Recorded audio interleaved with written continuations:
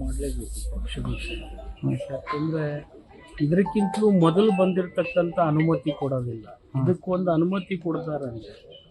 ಒಬ್ಬ ಯಾವ ಮುಖ್ಯಮಂತ್ರಿ 5 ವರ್ಷ ಯಾವುದೇ ಕಳಂಕರಹಿತವಾದಂಥ ಸರ್ಕಾರ ಕೊಟ್ಟಂಥವ್ರ ಮೇಲೆ 24 ಗಂಟೆಯಲ್ಲಿ ಅವರು ಕೇಸನ್ನು ದಾಖಲು ಮಾಡ್ತಾರೆ. ಅದನ್ನು ಪರಿಶೀಲನೆ ಮಾಡದೆ ನಿರ್ಣಯ ಕೈಗೊಳ್ತಕ್ಕಂಥದ್ದು ದುರಾದೃಷ್ಟಕರ. ಅದರಲ್ಲಿ BJP ಅವರು ಇಲ್ಲಿ ತನಕ ರಾಜಕಾರಣ ಮಾಡ್ತಾರೆ ಅಂತೇಳಿ ಸಾಬೀತಾಗಿದೆ. ಈಗ ಪುನಃ ಮತ್ತೆ ಸಾಬೀತಾಗಿದೆ ಸರ್. ಈಗ ಕುಮಾರಸ್ವಾಮಿ ಅವರ ಮೇಲೆ 9 ತಿಂಗಳ ಹಿಂದೆನೆ ಲೋಕಾಯುಕ್ತ, ಅದೆಲ್ಲ ನಿಮಗೂ ಗೊತ್ತಿದೆ, ಎಲ್ಲ ಸಮಾಜಕ್ಕೂ ಗೊತ್ತಿದೆ. ಬರೀ ಕುಮಾರಸ್ವಾಮಿ ಯಾಕೆ, ಅನೇಕ BJP ಮಂತ್ರಿಗಳ ಮೇಲಿದೆ.